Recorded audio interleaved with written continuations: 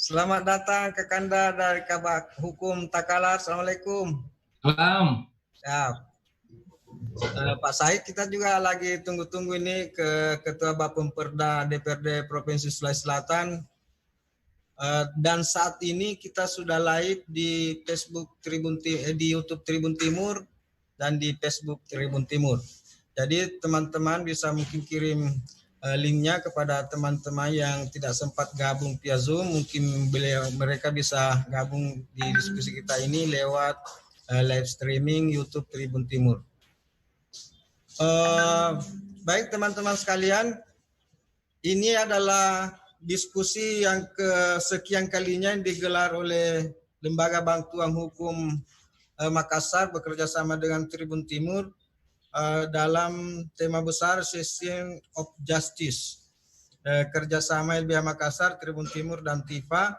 Kali ini kita akan membahas tentang anggaran bantuan hukum versus kebutuhan hukum masyarakat.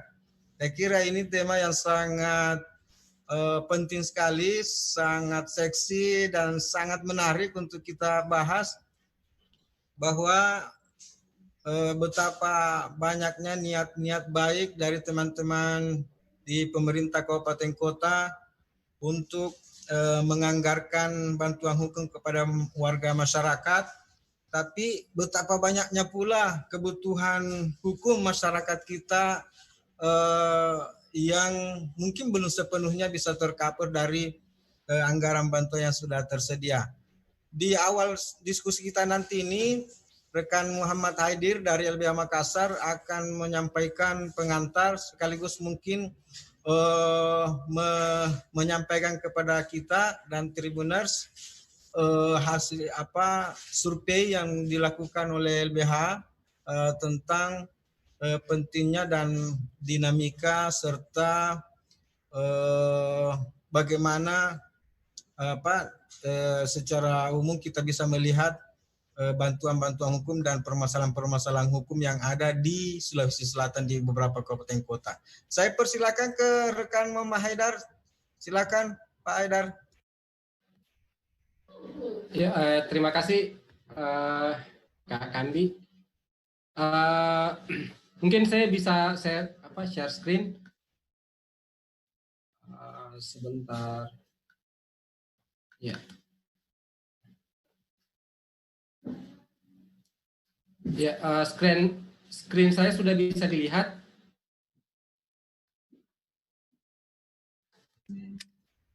Oke, masih proses.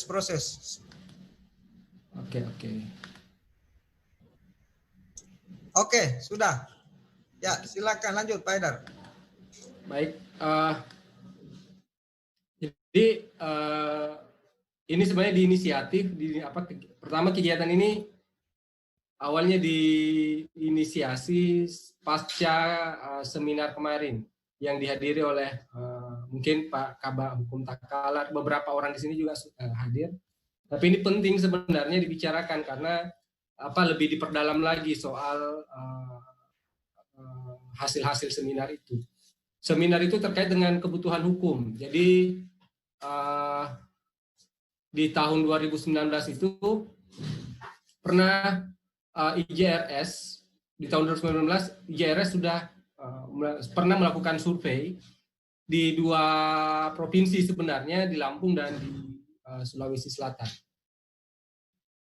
Survei ini terkait dengan kebutuhan hukum masyarakat di Sulawesi Selatan.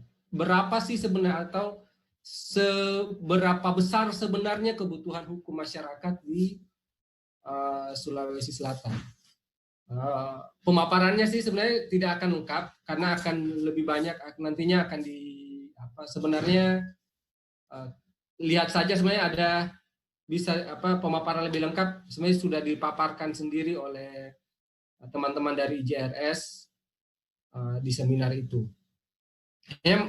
Hanya saya cuma mau sampaikan gini bahwa pertama kebutuhan hukum masyarakat di Sulsel itu ternyata itu tinggi. Jadi survei ini mensurvei 1.200 orang di 3 kabupaten kota, yaitu Makassar, Takalar, dan Sinjai. Jadi masing-masing kabupaten kota itu ada sekitar 300 orang yang disurvei.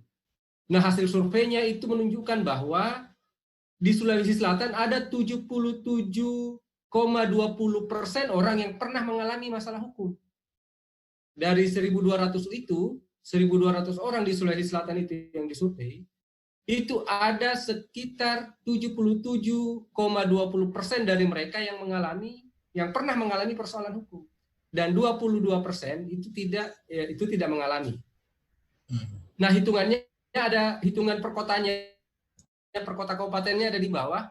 Itu yang paling tinggi itu ada di Kabupaten Takalar, kemudian Makassar, kemudian yang paling rendah adalah di Sinjai. Di Takalar itu bahkan hampir 100% ya, 92,25% orang di Takalar dari 300 orang yang disurvei itu ada 92,25% menjawab pernah mengalami persoalan hukum.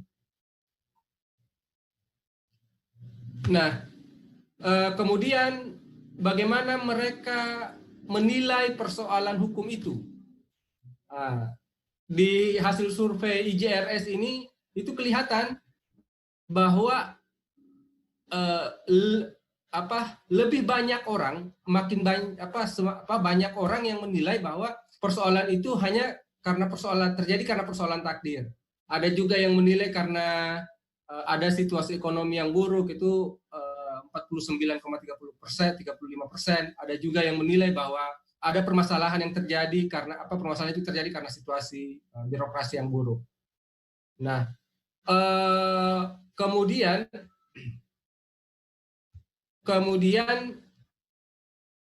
nah ini yang menarik karena terkait dengan tindakan mereka. Dari yang pernah mengalami persoalan hukum tadi sekitar 77,20%, itu mengaku pernah menceritakan. Jadi ada sekitar 84% orang itu dari 77% tadi, 77% tadi itu pernah menceritakan persoalannya ke orang lain. Nah, persoalannya ternyata mereka menceritakannya itu lebih besar kepada anggota keluarga dalam satu rumah. Itu sekitar 75%. Ada sekitar 75%, 75% yang menceritakan persoalan itu hanya kepada orang dalam satu rumah. Curhat-curhat. Ya, curhat-curhat seperti itu. Ada yang menceritakan kepada anggota keluarga yang tidak tinggal dalam satu rumah, kepada tetangga. Nah, selanjutnya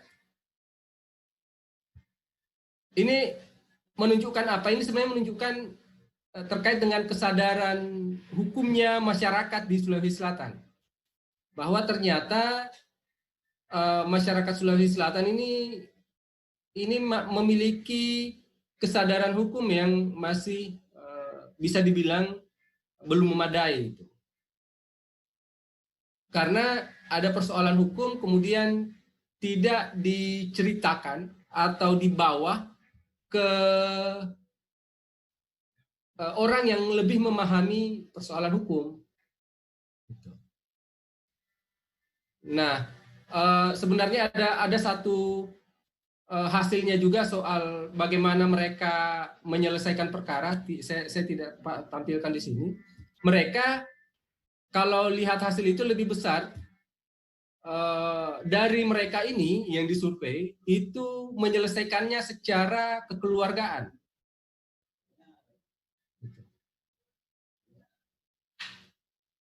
Menyelesaikannya secara kekeluargaan dan sangat sedikit yang kemudian sampai pada proses hukum atau ke pengadilan atau kepolisian.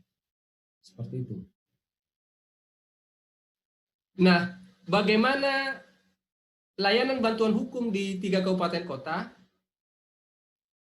ini bisa melihat hasil bagaimana layanan bantuan hukum di 3 kabupaten kota ini ketika kita perhadapkan pada hasil survei ini.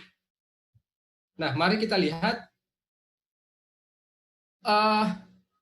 Ini adalah jenis-jenis layanan bantuan hukum di 3 kabupaten ini berdasarkan perda masing-masing kabupaten kota. Nah, kalau untuk misalnya di Makassar dan Takalar, itu lebih besar, ada pelayanan litigasi, ada juga non-litigasi. Hanya, di litigasi mengambil semua pendampingan di pengadilan pidana, perdata maupun tun. Nah, untuk non-litigasi hanya mengcover mediasi dan negosiasi saja. Nah, Sinjai itu hanya mengcover pendampingan di pengadilan pidana, perdata, dan tun, tidak kemudian mengcover non-litigasi. Nah, berbeda dengan BPHN. BPHN ini adalah penyelenggaraan bantuan hukum secara nasional. Itu mengcover pengadilan di pengadilan pidana, perdata, tata usaha negara, juga mengcover mengcover non litigasi yang itemnya lebih banyak. Ada penyuluhan hukum, ada konsultasi hukum, ada investigasi perkara, penelitian hukum, mediasi, negosiasi, pemberdayaan masyarakat, dan drafting dokumen. Nah, apa sebenarnya yang mau ditunjukkan di sini? Bahwa pertama, sebenarnya kalau kita bicara soal kesadaran hukum seperti hasil survei tadi, harusnya yang diperkuat adalah non-litigasinya. Jadi bayangan saya seperti ini. Harusnya kalau kita lihat hasil survei tadi, karena ini ada pada wilayah kesadaran masyarakat, tidak sebenarnya kesadaran masyarakat, kesadaran hukum masyarakat, juga sebenarnya pada wilayah pengetahuan hukum ya, pengetahuan hukum minimal lah. Kemana misalnya saya harus, ketika ada masalah hukum, kemana saya harus mencari bantuan,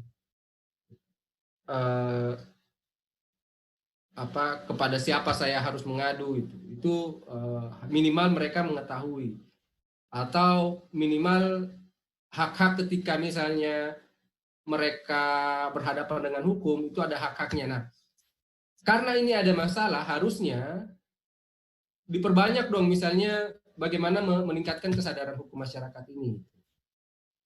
Nah, misalnya memperbanyak penyuluhan hukum ya, kegiatan-kegiatan non litigasi. Nah, ini kan kalau kita lihat berbeda dengan yang misalnya BPHN dengan di 3 kabupaten kota ini, Makassar, Takalar, dan Sinjai. Nah,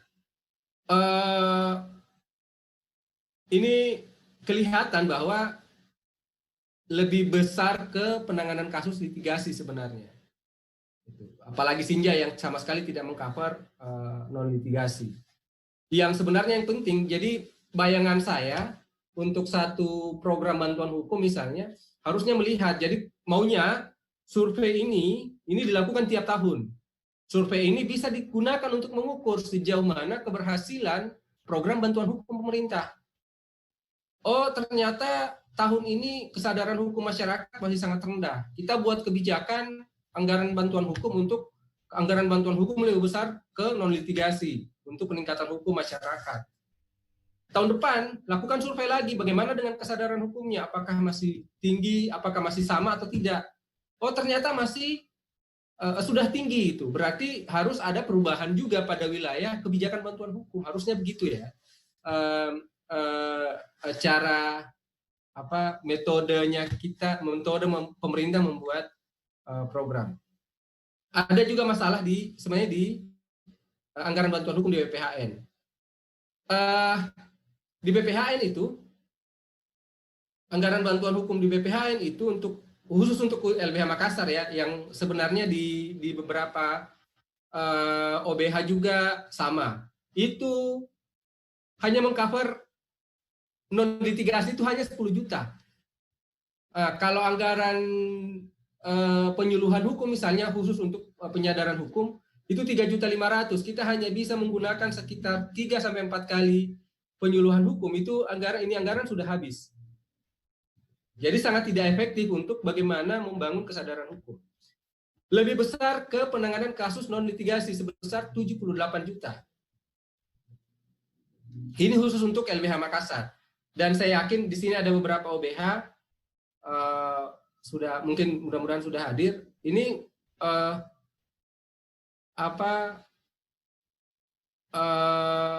menunjukkan ada ketimpangan antara seperti judul yang kita angkat hari ini, ada ketimpangan antara masyarakat butuh apa tentang bantuan hukum ini dan kemudian dikasih apa. Jadi tidak nyambung.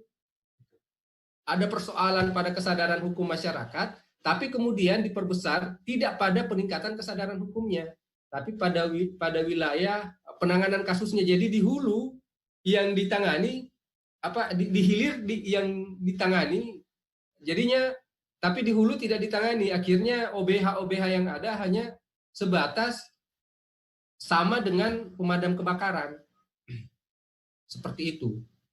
Nah, rekomendasi karena sudah terlanjur misalnya BPHN menganggarkan seperti ini, kemudian mungkin saya mau kasih juga rekomendasi mungkin ini yang terakhir, karena sudah terlanjur ya BPHN bikin anggaran yang sudah seperti itu, dan ini sangat sulit. Beberapa kali kita kemudian memberikan saran untuk misalnya menambah anggaran untuk mitigasi, tapi juga tetap diberikan sama. Apa boleh buat, saat ini yang berjalan adalah perda-perda yang seperti itu, ya kita jalankan saja dulu, sembari mungkin baru memikirkan bagaimana mengubah dan menambah kegiatan-kegiatan mitigasi. Nah, sembari memikirkan itu, karena kita berpikir soal kesadaran hukum masyarakat, maka mungkin ada peluang lain di luar di luar itu gitu. Ada peluang pendanaan lain di luar pendanaan itu. Pendanaan melalui perda. Beberapa sih misalnya ada bisa kita gunakan peluang menggunakan hibah APBD, kemudian kita juga bisa melihat ada peluang dana CSR, bahkan ada juga mungkin kita sampai kepada bantuan hukum di desa itu, bantuan hukum khusus untuk masyarakat desa itu melalui dana desa. Nah, ini untuk kegiatan-kegiatan non litigasi, karena sebenarnya kegiatan litigasi bisa di-cover melalui perda-perda bantuan hukum. Meskipun mungkin untuk hal-hal yang lain seperti kasus-kasus perempuan anak ini perlu juga dipikirkan di perda. Kemudian tentunya ini kerja panjang mendorong perubahan anggaran di BPHN, juga mungkin penting juga terus mendorong perubahan perda bantuan hukum di kabupaten kota, di 3 kabupaten kota. Dan yang paling penting adalah mendorong perda bantuan hukum di provinsi, biar misalnya kalau tidak di cover di kota kan masih bisa kemudian ada cover di provinsi. Ya, mungkin sebagai pengantar itu saja mungkin Kak Kambi. Terima kasih. Assalamualaikum warahmatullahi wabarakatuh. Salam. Ya, jadi teman-teman, tadi kita sudah mendengar pemaparan dari Pak Aidir, survei yang dilakukan ternyata di 3 kabupaten kota ya, Makassar, Sinjai, Takalar. Saya kira tadi seluruh Sulawesi Selatan dan sempat kaget kok Takalar juara 1 ini Pak. Mungkin perlu kita dengar dari Pak saya dulu ya Pak Aidir ya, dari Kakanda bagian hukum Takalar, apa sebenarnya yang terjadi di sana, kenapa tinggi sekali sampai 99%? Apakah karena orang Takalar terlalu terbuka, lebih terbuka dibanding orang Makassar, sehingga surveyor dari teman-teman LBH lebih menemukan banyak kasus di sana? Karena bisa saya sebenarnya banyak kasus, cuma tidak mau disebutkan, misalnya saya kan seperti itu. Silakan dari Kak Kanda dari bagian hukum Takalar.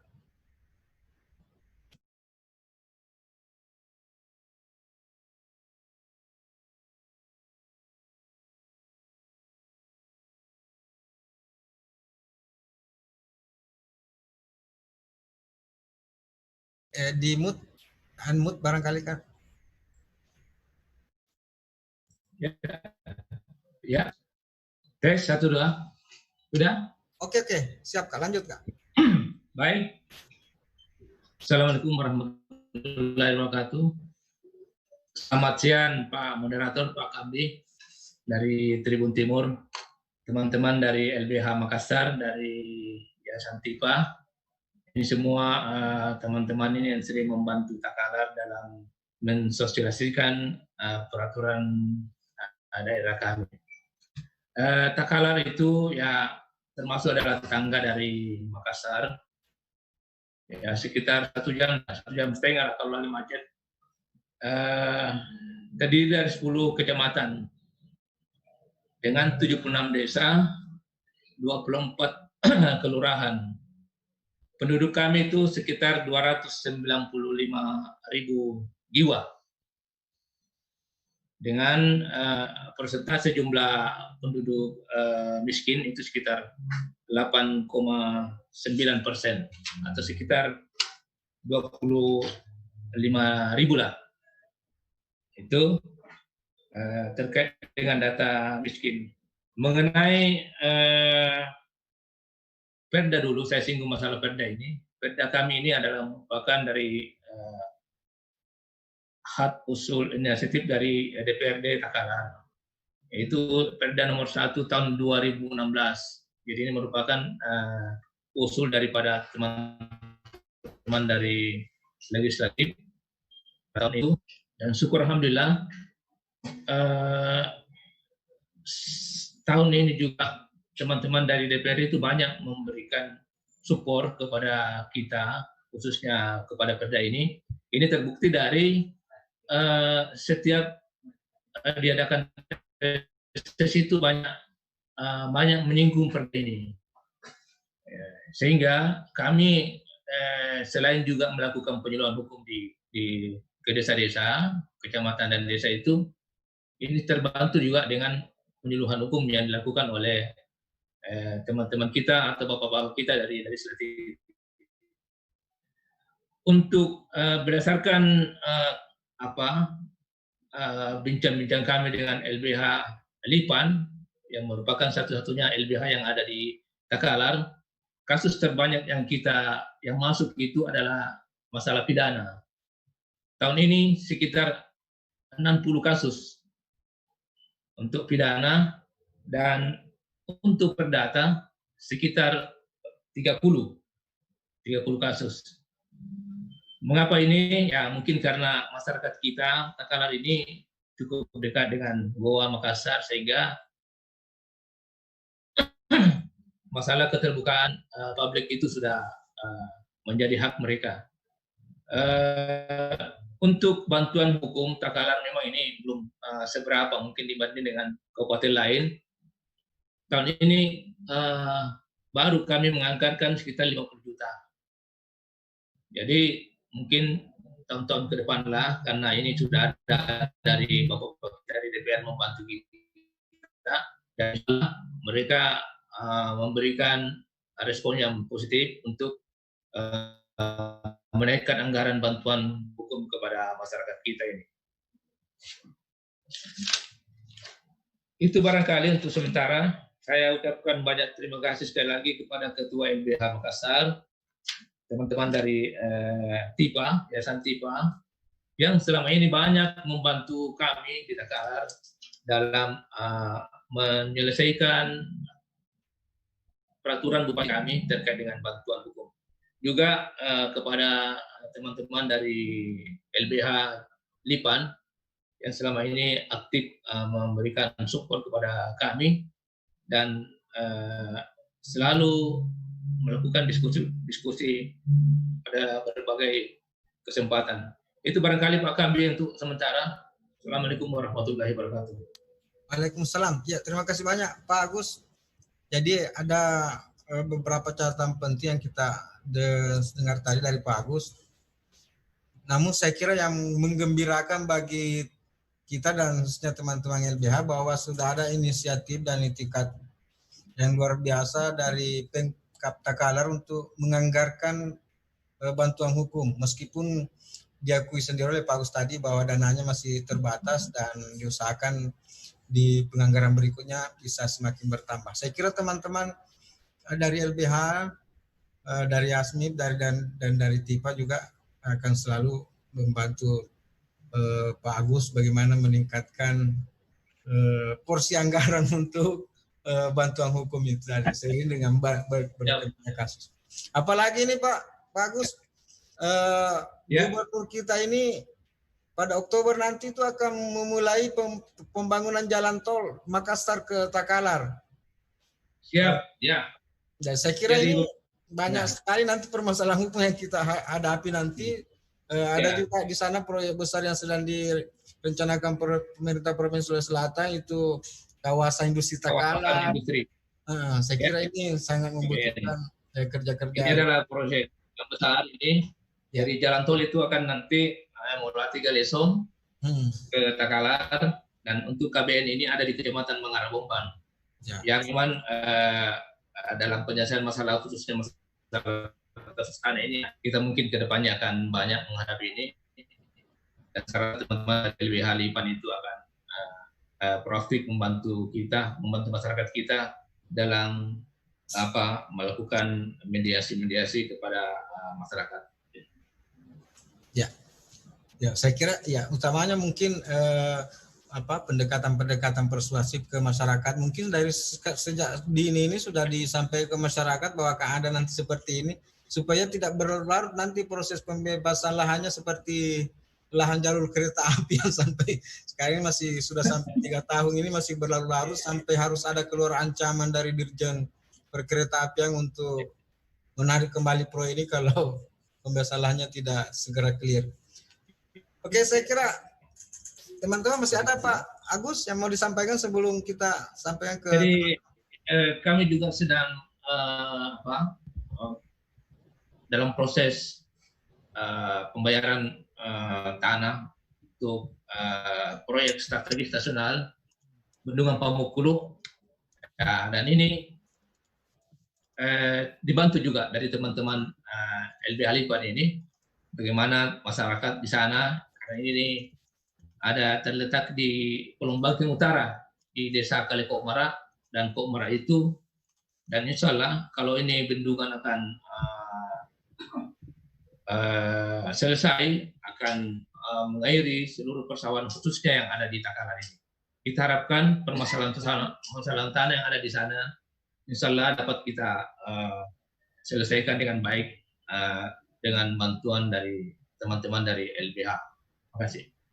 Oke, ya, makasih banyak Pak Agus. Mungkin bisa tetap standby karena sudah ada juga beberapa Tribuners yang menyaksikan langsung acara kita ini di YouTube Tribun Timur dan di Facebook Tribun Timur, dan kita juga sudah mengundang mereka untuk mengajukan pertanyaan jika ada hal yang perlu dipertanyakan di diskusi kita ini. Mungkin ke Ibu Rusniati Asis dari Yasmin. Ya, silakan. Ya, Pak Kambi. Ya.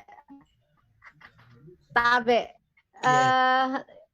Terima kasih teman-teman LBH Makassar, ya Santiva dan Tribun Timur yang telah memfasilitasi pertemuan kita pada kesempatan ini.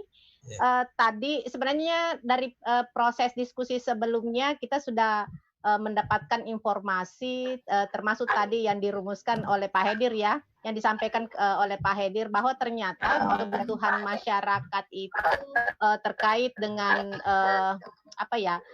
pendampingan hukum itu sangat luar biasa. Dan ini sebenarnya sama halnya dengan kebutuhan untuk sektor yang lainnya. Ini mungkin yang perlu disamakan dulu, kita punya pemahaman ya bahwa kebutuhan terkait dengan pendampingan hukum ini sama saja dengan kebutuhan atas pendidikan, kebutuhan juga dengan sektor yang lainnya. Nah, kalau kami sebenarnya di proses sebelumnya kami sudah pernah memperlihatkan bagaimana alokasi anggaran yang ada di pemerintah Provinsi Sulawesi Selatan, dan kalau berbicara bantuan kepada lembaga masyarakat, sebenarnya ini peluangnya sangat besar, Pak Kambi, karena kalau kita melihat untuk bantuan, kebetulan kami punya data terkait dengan jumlah lembaga yang yang ada namanya di pos belanja hibah caci kemasyarakatan. Itu ternyata sebelum refocusing ada sekitar 84 organisasi atau lembaga kemasyarakatan yang tertuang namanya di APBD Provinsi Sulawesi Selatan. Itu di berbagai sektor. Ada memang sebagian besar di sektor pendidikan, tetapi ada juga di organisasi keagamaan, kemudian ada juga organisasi terkait dengan untuk mahasiswa, ada juga, kemudian demikian juga yang bergerak di bidang kesenian. Cuma memang kami melihat di sini yang bantuan hibah untuk organisasi terkait dengan isu hukum ternyata memang belum ada sama sekali. Jadi sebenarnya organisasi kemasyarakatan yang bergerak di isu bantuan hukum sebenarnya punya hak yang sama juga dengan organisasi yang saya sebutkan tadi. Jadi ini ruang ini sebenarnya ada jika misalnya memang kita ingin menyelesaikan seperti tadi yang disampaikan oleh Pak Hedir. Pak Hedir tadi menyampaikan sebenarnya ada permasalahan yang sangat penting untuk diselesaikan. Jadi persoalan hukum itu tidak bisa hanya diselesaikan di hilirnya, tapi bagaimana diselesaikan dari hulu ke hilir. Nah, hulunya apa? Di aspek pencegahannya, pendidikan di masyarakat. Nah, mungkin memang yang sangat lemah. Selanjutnya ada sebenarnya juga ruang yang bisa dilakukan oleh pemerintah Provinsi Sulawesi Selatan untuk memastikan bagaimana alokasi bantuan anggaran bantuan hukum ini tanpa maksud saya sesuai dengan aturan yang ada. Sekarang ini juga ada namanya swakelola tipe 3, Pak Kambi. Ada swakelola tipe 3. Jadi kalau misalnya teman-teman yang yang ada di OPD tidak memiliki misalnya kemampuan atau sumber daya yang memadai untuk melaksanakan pendidikan hukum bagi masyarakat, misalnya sulit untuk menjangkau sampai ke pelosok pedesaan, ke daerah-daerah terpencil, ini sebenarnya bisa bekerja sama dengan organisasi kemasyarakatan yang bergerak di isu hukum. Dan itu dimungkinkan seperti yang saya sebutkan tadi berdasarkan Perpres 16 tahun 2008 itu sudah ada terkait dengan pengadaan barang jasa swakelola tipe 3. Jadi ini sebenarnya ada banyak ruang yang bisa dilakukan dengan tetap mengacu pada koridor pengelolaan keuangan daerah. Seperti itu Pak Kambi untuk sementara. Oke, siap. Ya. Oh ya, saya tambahkan tadi organisasi kemasyarakatan tadi itu yang dapat bantuan di APBD tahun 2020 sebelum refocusing ya, itu ada sekitar 84 organisasi Pak Kambi. Semuanya itu bisa dikerjasamakan dengan pemerintah kabupaten kota? Enggak, ini yang provinsi punya. Oh, provinsi. Ya, tetapi tadi itu yang slot anggaran yang saya sebutkan tadi, maksudnya sumber pendanaan yang saya sebutkan tadi itu bisa juga di kabupaten kota gitu. Bisa melalui dana hibah atau bisa juga melalui swakelola tipe 3 melalui pengadaan barang dan jasa. Ya. Jadi aturannya sudah ada. Jadi tidak perlu khawatir. Jangan sampai misalnya mereka mengatakan nanti kami melanggar aturan. Saya rasa itu tidak perlu khawatir karena itu sudah jelas aturannya. Ya, gitu Pak Kan yang menjadi hantu di teman-teman pemerintah kabupaten kota itu anggaran itu. Ya, jadi kalau misalnya contoh mereka mau ada paket, ada kegiatan terkait dengan pendidikan hukum bagi masyarakat dan itu bisa dibuatkan dalam satu paket, kemudian bisa dikerjakan oleh organisasi kemasyarakatan, jadi pilihannya nanti itu melalui swakelola tipe 3. Pertanggungjawabannya nanti melalui organisasi kemasyarakatan itu gitu.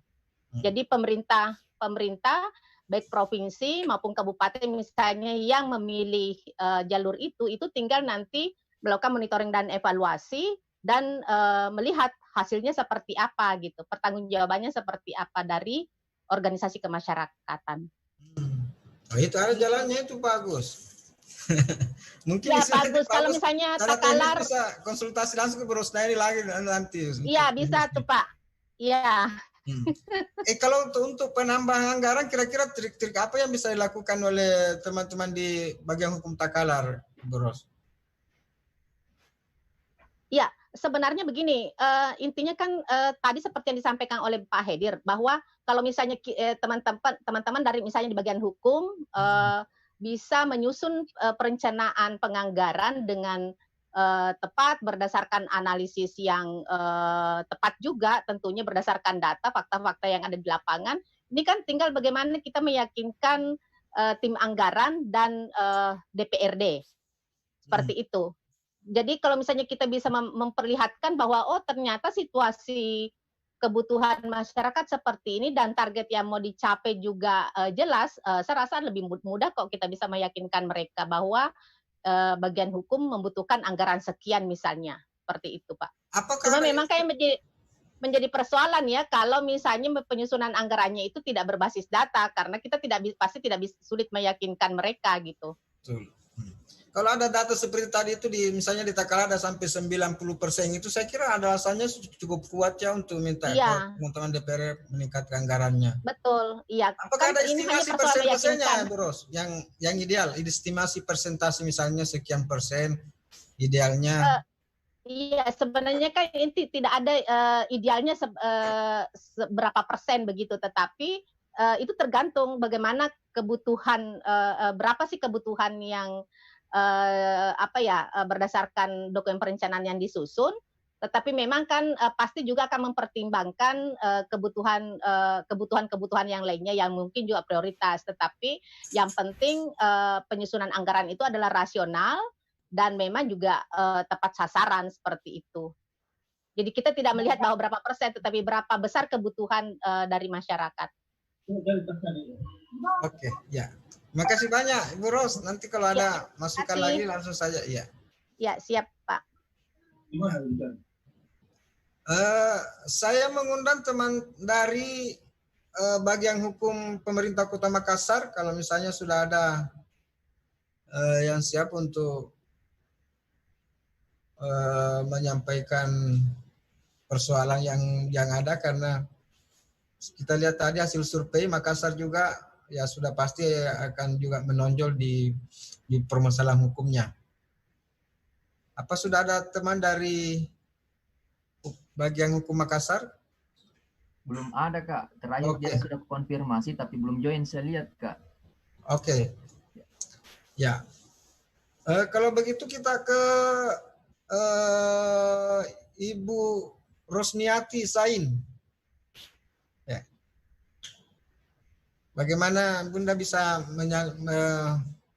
mencermati persoalan yang dihadapi terutama di teman-teman di bagian hukum di pemerintah kabupaten kota terkait dengan permasalahan hukum yang ada di wilayah masing-masing. Silakan Ibu Ros. Ya, terima kasih. Saya minta maaf karena ini baru gabung. Ya. Ya. Untuk permasalahan hukum yang terjadi di Kota Makassar, sebenarnya ada banyak ya. Ada banyak hal yang terjadi yang sempat kami amati. Ada beberapa kasus-kasus yang berbasis kekerasan berbasis gender, kemudian dalam hal mengakses bantuan hukum itu sepertinya agak kesulitan. Ya, sepertinya agak kesulitan dan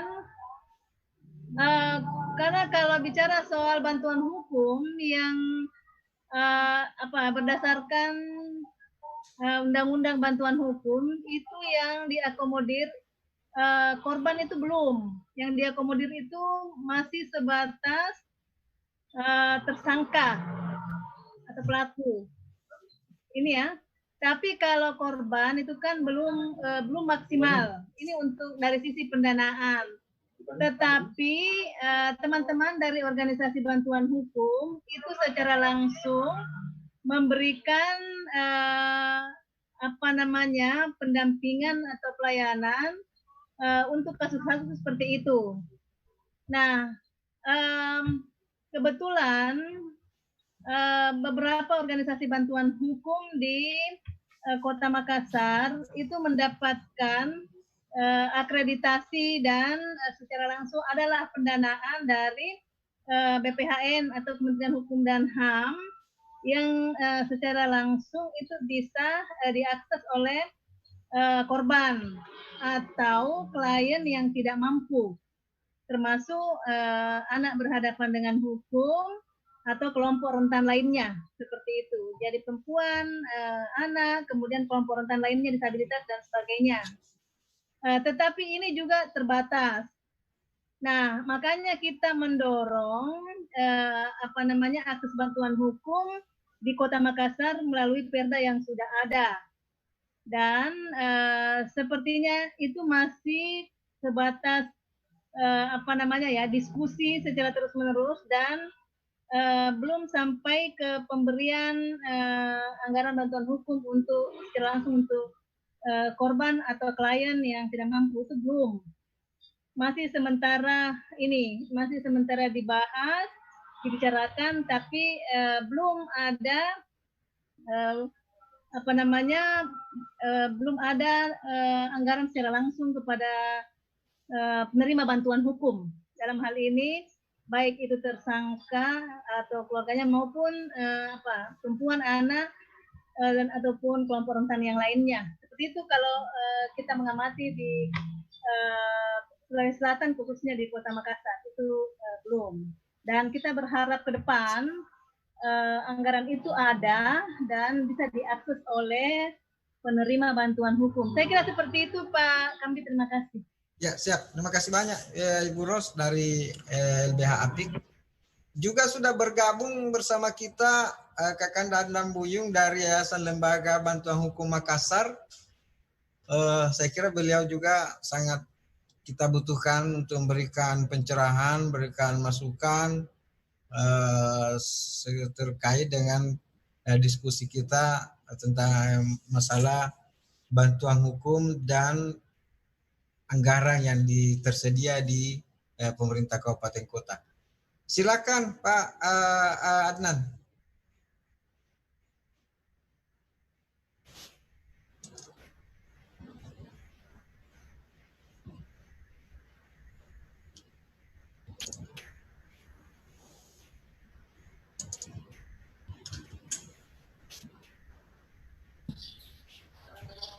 Halo, dengar?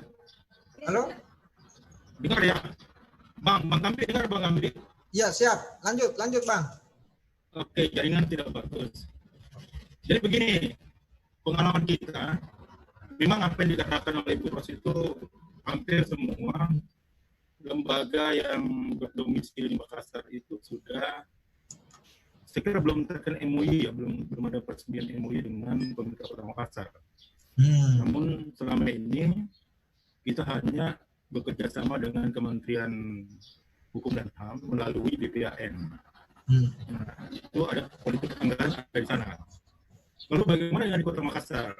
Memang sudah ada perda, tapi realisasi pelaksanaan politik anggaran itu belum jalan. Karena yang saya tahu, program-program bantuan hukum itu sebenarnya dilakukan oleh bagian hukum itu sendiri itu.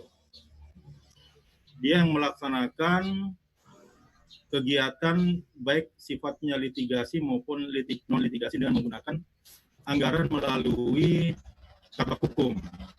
Ya. Itu yang saya tahu. Lalu bagaimana dengan penggunaan anggaran untuk teman-teman yang sudah terverifikasi atau tepatnya lembaga-lembaga bantuan hukum yang berdomisili di Makassar yang sudah terverifikasi dan terakreditasi? Pengalaman saya sudah dapat 6 perkara ya. 6 perkara dari kabak hukum. Saya langsung ditunjuk gitu. Tapi tidak pernah ada anggaran yang turun ke saya, tidak ada. Tidak ada. Memang itu tidak di-plot untuk jaringan sebagaimana BPAN ya, BPAN Kementerian Hukum dan HAM. Jadi belum ada. Jadi tetap kita laksanakan meskipun tidak ada bantuan dana dari bagian hukum Kota Makassar. Tetap kita menjalankan, tapi kita siasati. Meskipun demikian, tetap kita untuk dana kita arahkan ke BPAN. Jadi kasus di bagian hukum, tapi pendanaannya kita bawa, kasus ini kita bawa ke BPAN karena memang tidak ada dana untuk dari kabak hukum ya. Nah, sekarang begini, bagaimana dengan Perda bantuan hukum terkait dengan anggaran ini yang menjadi rancu, ya kan? Karena yang saya lihat memang dana bantuan hukum di dalam bentuk Perda itu plek, artinya sama dengan yang dilakukan oleh Kementerian Hukum dan HAM. Tidak ada perubahan ya. Seharusnya Pemda ini memiliki diskresi. Dia memiliki diskresi untuk menganggarkan anggaran tanpa harus melihat besaran anggaran yang sudah diformatkan oleh Kementerian Hukum dan HAM. Kalau Kementerian Hukum dan HAM ya itu tidak apa-apa dengan anggaran yang kecil, misalnya satu perkara itu selesai 5 juta ya, itu kecil, tidak apa-apa karena memang dia mendanai hampir 30 sekian provinsi yang ada di yang memiliki bantuan hukum, otomatis cukup besar kan dana itu, jadi wajar. Nah seharusnya Pemda itu memiliki diskresi untuk lebih sebenarnya, lebih dari anggaran yang sudah ditetapkan oleh Kementerian Hukum dan HAM. Nah sekarang terkait dengan diskresi atau first immersion bahasa hukum tata negaranya ya, nanti bisa dari hukum tata negara nanti bisa menjelaskan. Kenapa Takalar Sinjai itu bisa membuat diskresi sendiri? Dalam artian tidak sama dengan yang ada di Perda, tidak ada di dalam Undang-Undang Bantuan Hukum. Artinya ada yang memiliki litigasi, ada yang tidak memiliki litigasi. Menurut saya itu adalah diskresi, ya kan? Tapi kenapa anggaran mereka tidak bisa melakukan kreatif mengkreatifkan anggaran sehingga tidak sama gitu dengan anggaran yang ada di BPAN atau Kementerian Hukum dan HAM. Seharusnya tidak bisa gitu kan. Karena jangkauan dia itu tidak terlalu luas, hanya menangani 15 kecamatan itu untuk Makassar. Dan yang saya hitung-hitung, karena saya kesana hitung-hitung, itu tidak lebih dari 10 itu, tidak lebih dari 10 mungkin dalam 1 tahun perkara yang ditangani oleh Kabak Hukum di luar gugatan-gugatan ya. Jadi pemerintah Kota Makassar itu digugat oleh masyarakat, oleh siapapun, kemudian ditangani oleh Kabak Hukum, dan itu menggunakan anggaran bantuan hukum. Setahu saya begitu. Di luar perkara yang diserahkan kepada bantuan hukum yang tidak didanai oleh Kabak Hukum. Tapi kita maklumi karena memang ini belum ada MOU antara masyarakat kita dengan Pemkot. Kita tunggu saja, kemudian mendesain berapa anggaran. Itu yang kedua. Lalu yang ketiga, soal politik anggaran, ya kan? Sebenarnya konsep yang ditawarkan itu menurut saya keliru itu, ya kan? Itu bukan pemberian sebenarnya itu. Itu dana yang diberikan kepada kita itu bukan pemberian, tapi merupakan ganti rugi dana yang sudah digunakan. Istilahnya itu rembes kalau menurut kita ya, Bang. Ya. Bang, itu rembes. Kenapa saya katakan rembes? Katakan begini, dalam menangani perkara, setelah kita hitung-hitung, itu anggaran lebih dari 5 juta. Kita gunakan transport, kita gunakan makan, dan sebagainya. Ya kan? Kita gunakan fotokopi, itu kan dana kita sendiri. Itu dalam rates penanganan perkara itu ada yang selama 1 tahun lebih, kalau pidana itu 6 bulan. Itu hitung-hitungan kita menggunakan uang bensin, uang transport, uang grab, uang apa semua, makan dan sebagainya. Itu bahkan lebih dari anggaran yang sudah ditetapkan oleh pemerintah. Dan itu uang kita sendiri kita gunakan. Nah setelah itu, barulah itu dimintakan rembes kepada pemerintah. Dan itu uang kita sendiri sebenarnya, bukan pemberian. Beda kalau yang dikatakan pemberian itu adalah, katakan begini, masyarakat mendapatkan BLT, dana bantuan langsung, itu pemberian, kan begitu. Tapi ini bukan, ini adalah rembes. Makanya konsep ini juga harus diubah oleh Pemkot. Lalu bagaimana usulan saya? Usulan saya, kalau memang itu dikatakan pemberian sebagai uang pengganti uang jasa, itu harus lebih sebenarnya dari dana yang diberikan oleh kita. Atau misalnya kita MOU, berapa dana yang diberikan kepada kita, kemudian dana itu kita gunakan, nanti kemudian dipertanggungjawabkan, kan begitu. Tapi ini juga ada ketakutan dari teman-teman, jangan sampai nanti terjadi politicking corruption, kan begitu. Nanti tidak bisa dipertanggungjawabkan, nanti kita kena korupsi gitu, kan begitu. Ini cukup bahaya juga. Artinya kita memahami kekhawatiran teman-teman. Tapi usulan saya untuk Pemkot ini pertama adalah bagaimana dia bisa memiliki diskresi dalam membangun anggaran, karena di daerah-daerah lain kayak Takalar, Sinjai dan sebagainya, mereka juga menggunakan diskresinya untuk tidak sama persis dengan undang-undang bantuan hukum itu sendiri. Kalau memang dia mau persis, ya seharusnya mereka harus menggunakan litigasi dan non litigasi gitu semuanya. Tapi kenapa untuk anggaran mereka tidak berani meremix, menambah, sehingga itu bukan berupa rembes. Jadi ini konsep yang keliru menurut saya, bahwa seolah-olah ketika 10 perkara kita tangani dengan menggunakan uang sendiri, tiba-tiba dirembes mendapatkan uang 50 juta dan kita merasa senang bahwa lembaga bantuan hukum sudah mendapatkan bantuan dari dana dari BPAR sebesar 50 juta. Padahal itu uang kita sendiri sebenarnya yang digantikan, kan begitu. Nah, konsep itu yang harus diganti sehingga menjadi pengaturan uang jasa. Uang jasa itu adalah pemberian kan dari pemerintah, nah itu yang kita butuh, bukan sistem rembes gitu. Untuk sementara itu dulu Bang B, ya nanti saya lihat dulu diskusinya bagaimana nanti saya lanjut. Terima kasih. Oke, ya saya kira itu tadi masukan yang sangat luar biasa dari Bang Adnan. Triknya termasuk soal penamaan bahwa sebenarnya bukan pemberian, tapi itu sebenarnya uang ganti rembers ya, bukan ya, karena jelas saja ketika teman-teman melakukan pendampingan pasti sudah ada konsekuensi pengeluaran anggaran-anggaran yang dilakukan, dan itu saya kira menjadi kewajiban pemerintah kabupaten. Audio tahu saya karena di sini tuh. Ya, saya kira langsung ke Pak Haswandi, Pak Wawan, Direktur Lembaga Bantuan Hukum Makassar, untuk menyambung yang disampaikan Pak Adnan tadi. Silakan Pak Wawan. Ya, terima kasih banyak Bung Kambi yang juga menginisiasi kerjasama LBH Makassar TIFA dengan Tribun Timur. Nah, ya Bapak-Bapak, Ibu-Ibu sekalian, terima kasih banyak atas kesediaannya hadir di kegiatan kita ini. Nah, dari catatan hasil riset yang disampaikan oleh Pak Haidir, itu kelihatan bahwa sebenarnya dari segi kebijakan, perda-perda bantuan hukum yang ada itu kelihatan bahwa ternyata tidak sesuai dengan kebutuhan masyarakat terhadap layanan hukum gitu.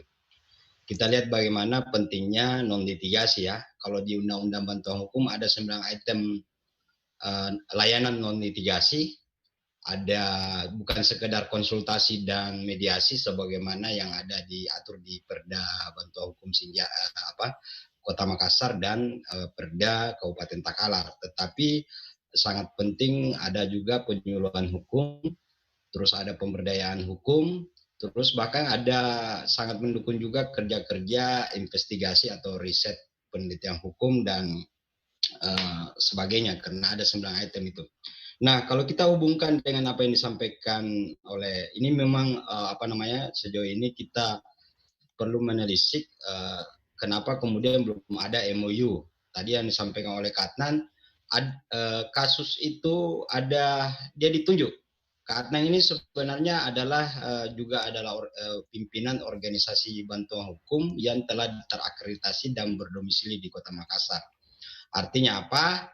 Posisinya Kak Adnan sebenarnya menunggu untuk MOU juga gitu kan, sama dengan LBH Apik Makassar dan LBH Makassar. Tetapi kalau kita lihat misalnya sejauh ini mulai dari tahun lalu 2019 itu hanya berkutat pada pembahasan draft MOU yang kita diundang oleh pemerintah Kota Makassar. Padahal sebenarnya misalnya kalau kita kami juga sudah riset sendiri misalnya soal berapa anggaran yang ada disiapkan dalam APBD Kota Makassar untuk implementasi perda bantuan hukum ini. Nah, kalau kita lihat misalnya, padahal itu sudah dianggarkan karena kita tahu bahwa perda ini disahkan kalau tidak salah akhir 2015. Perda ini disahkan. Amanahnya kemudian paling lambat 2 tahun setelah itu sudah ada peraturan pelaksanaannya dalam artian perwali. Nah, perwali itu sudah disahkan sejak tahun 2017. Nah, kita lihat misalnya anggaran bantuan hukumnya dari 2019 misalnya litigasi ada 36 juta, kemudian non litigasi 4 juta 470, sekitar 4,5 juta lah. Tetapi ini tidak tahu bagaimana implementasinya. Ada anggaran tapi kemudian kita belum ada MOU, sehingga kemudian terus kita lihat misalnya anggaran bantuan hukum di tahun 2020 yang sudah dianggarkan oleh anggota DPR ini disahkan melalui APBD tahun 2020 adalah bantuan hukum litigasinya 32 juta, non litigasinya tidak berubah, tetap 4.470. Nah, ternyata diimplementasikan menurut testimoninya Kak Adnan tadi bahwa dia ditunjuk secara, nah kita lihat itu secara pribadi pastinya, karena belum ada MOU. Dia ditunjuk untuk menangani. Jadi saya tidak tahu bagaimana modelnya itu kan, dan ternyata anggarannya juga tidak sampai. Jadi ini, padahal ini anggaran sama yang terjadi di anggaran bantuan hukum nasional melalui APBN, kemudian dikelola oleh Kementerian Hukum dan HAM, dalam hal ini adalah badannya, yaitu BPHN, yang kemudian didistribusikan ke daerah-daerah melalui MOU kanwil dengan kepala kantor wilayah Kementerian Hukum dan HAM dengan dengan OBH yang ada di setiap provinsi, termasuk LBH Apik, LBH YLBM, LBH Makassar, PBAI dan sebagainya. Kalau saya tidak salah di tahun versi akreditasi yang terakhir ada 7 organisasi bantuan hukum yang terakreditasi yang memenuhi syarat juga mengakses dana bantuan hukum di daerah. Tetapi kita lihat misalnya ini belum terlaksana, belum ada MOU-nya.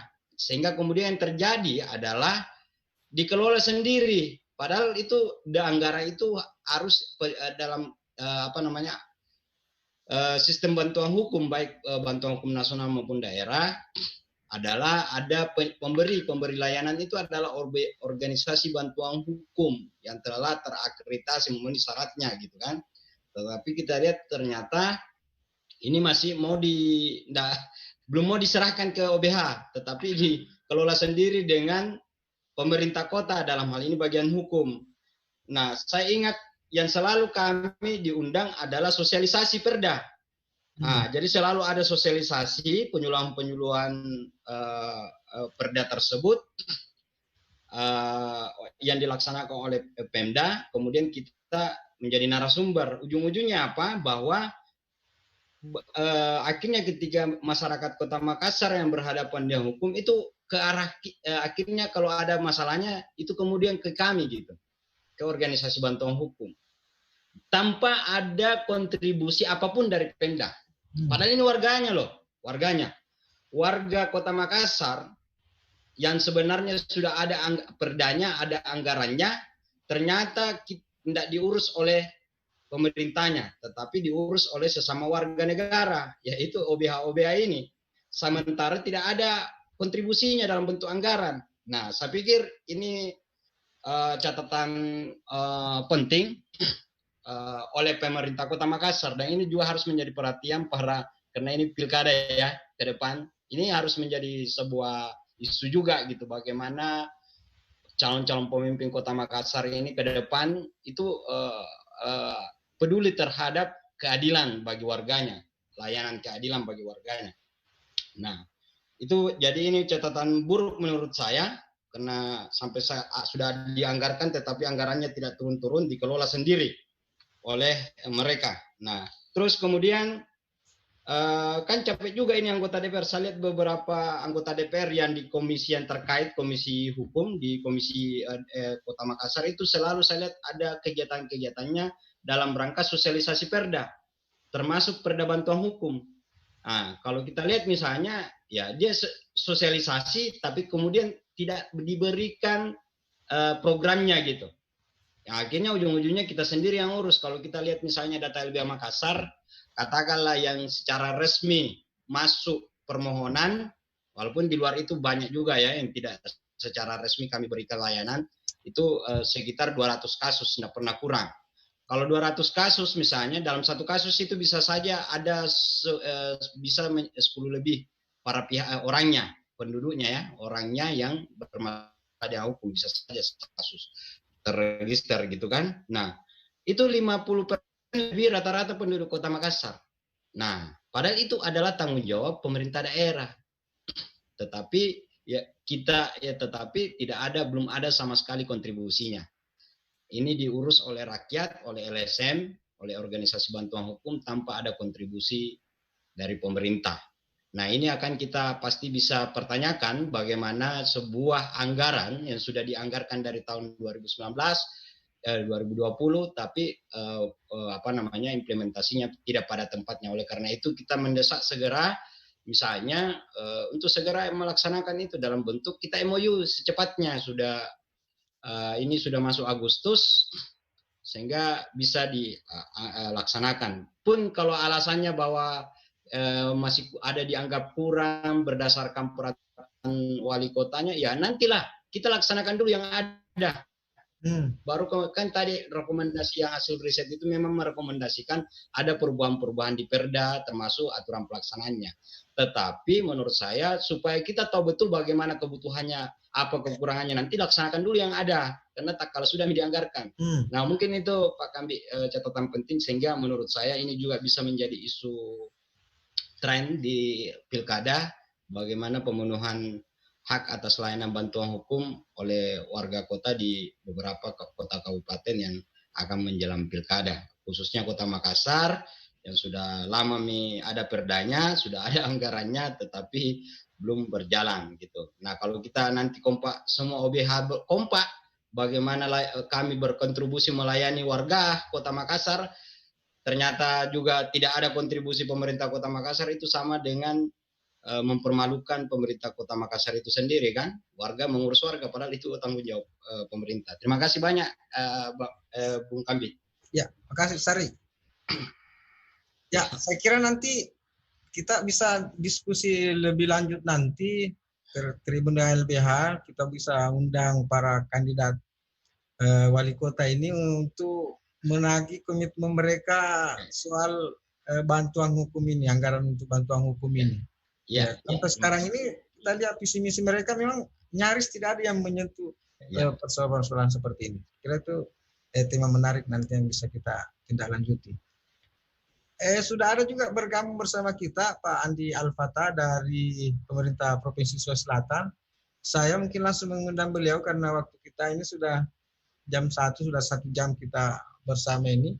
Pak Andi Al-Fatah mungkin bisa segera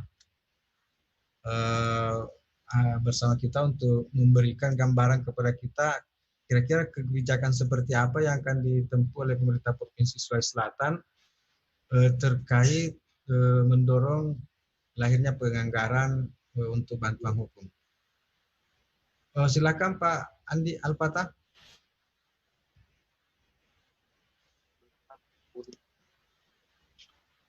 Ya, terima kasih Pak Kambi. Assalamualaikum warahmatullahi wabarakatuh. Bapak Ibu peserta diskusi yang sama kami hormati, alhamdulillah di siang hari ini kita bisa ikut serta dalam diskusi terkait penganggaran bantuan hukum. Yang salah satunya memang diundang untuk menjadi peserta aktif adalah Biro Hukum Setda Provinsi Sulawesi Selatan. Baik Pak Kambi dan Bapak Ibu yang sama kami hormati. Pertama, kami ingin memulai bahwa untuk di pemerintah Provinsi Sulawesi Selatan hingga saat ini belum ada perda tentang penyelenggaraan bantuan hukum. Padahal memang pembentukan perda tentang penyelenggaraan bantuan hukum itu merupakan amanah atau memiliki dasar untuk pembentukannya melalui Undang-Undang tentang Bantuan Hukum di pasal 19 ayat 2. Dan saya ingin sekiranya perda tentang penyelenggaraan bantuan hukum di provinsi oleh pemerintah Provinsi Sulawesi Selatan itu sudah ada, tentu itu akan menjadi pintu untuk pengalokasian anggaran bantuan hukum bagi masyarakat miskin di provinsi. Untuk penganggaran itu sendiri sebenarnya Pak Kambi dan Bapak Ibu yang sama kami hormati, penganggaran untuk penyelenggaraan bantuan hukum memang itu tersedia pos untuk pengalokasian anggarannya. Dan kalau kita membuka, contohnya membuka pedoman penyusunan APBD tahun 2021, yaitu Permendagri nomor 64 tahun 2020, di lampiran Permendagri itu di poin 51 dapat ditemukan ketentuan bahwa pemerintah daerah dapat menganggarkan penyelenggaraan bantuan hukum sesuai ketentuan peraturan perundang-undangan. Nah, namun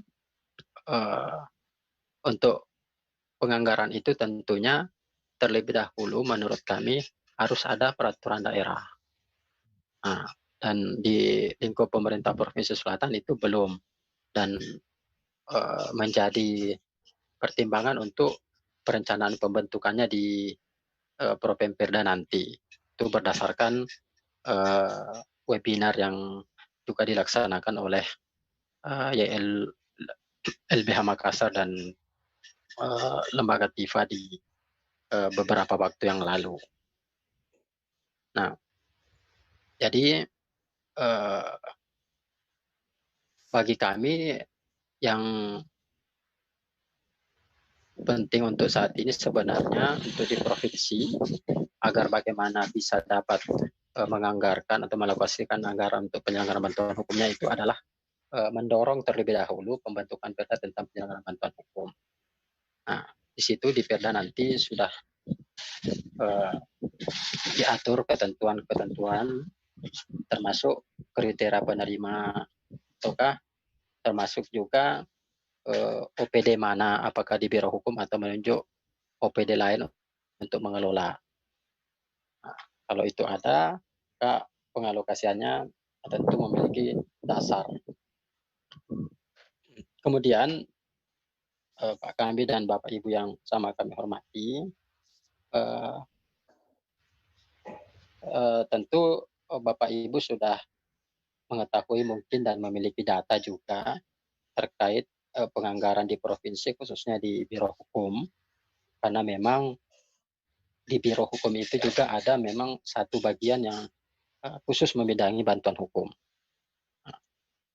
baik litigasi dan non litigasi. Akan tetapi penganggaran yang ada di bagian hukum Biro Hukum bantuan hukum, di bagian bantuan hukum Biro Hukum itu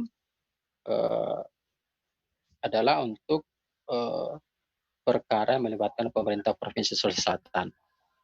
Dan memang di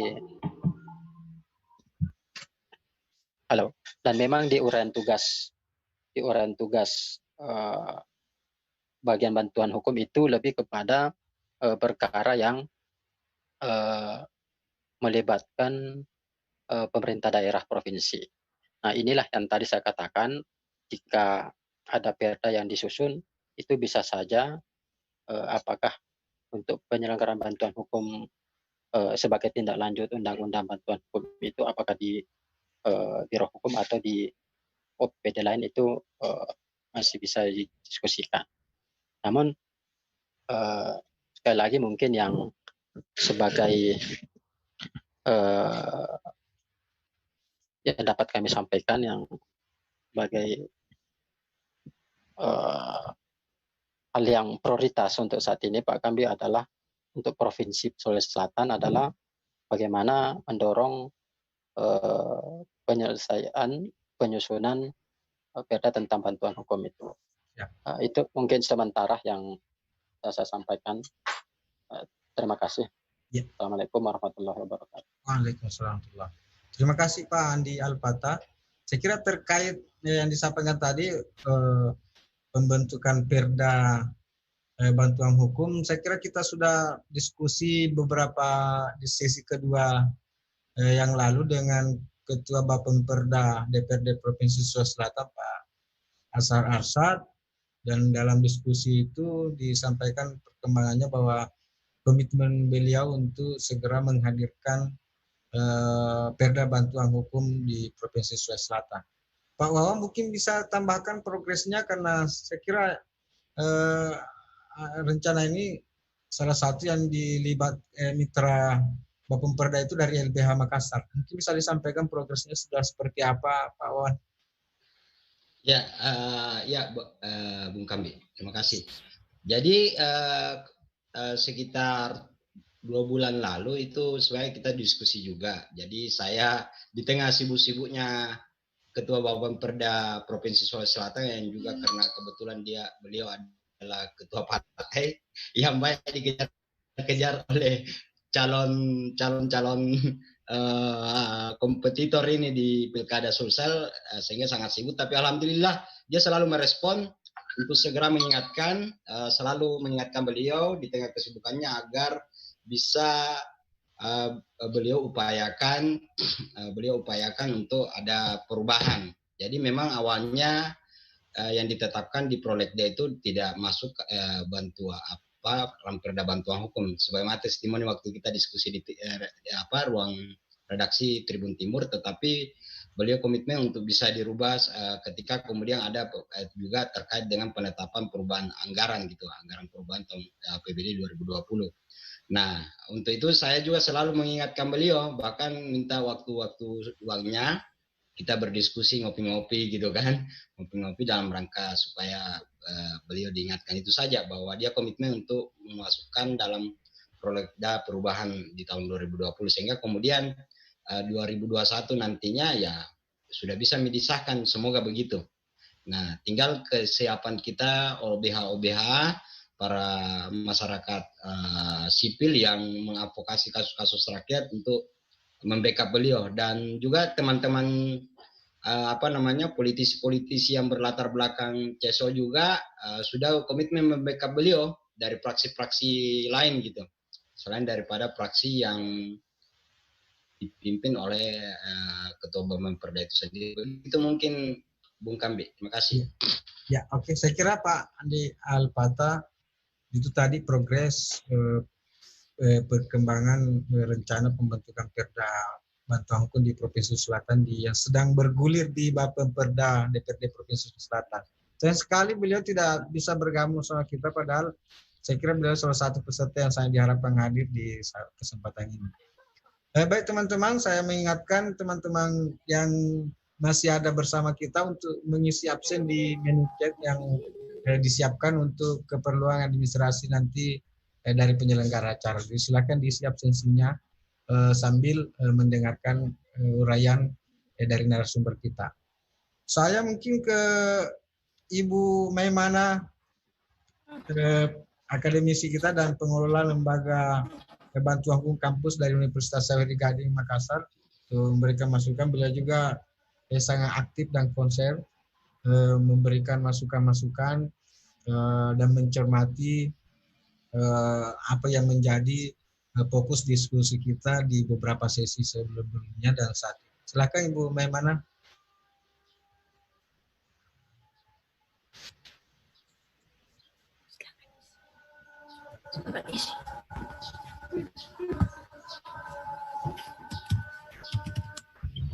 Ya, oke, sudah nyambung.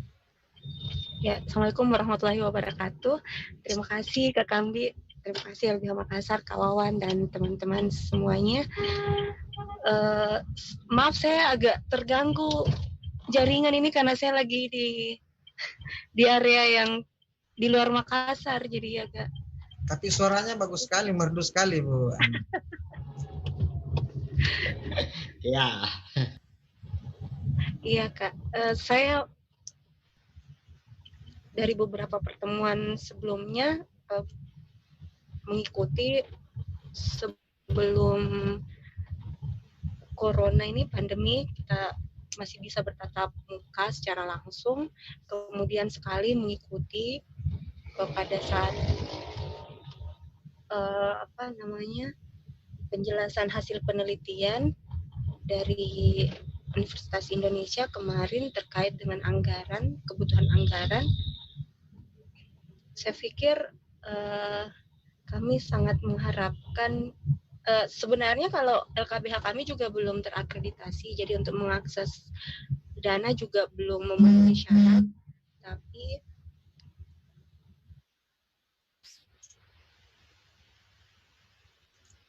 ya, mungkin Ibu Maimana sedang terkendala koneksi.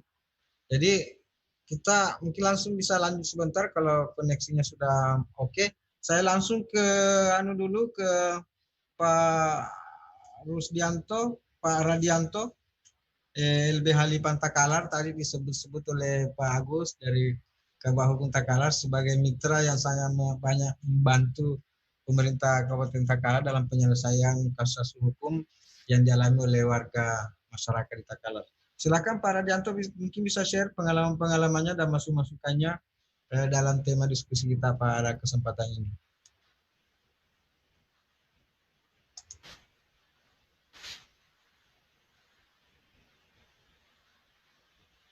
Ya, halo Pak Radianto, Pak Andi Radianto dari LBH Lipan Takalar. Apakah masih ada bersama kita? Kak Radi kayaknya live, Kak. Oke. Ya. Kita ke Pak Gus Dur.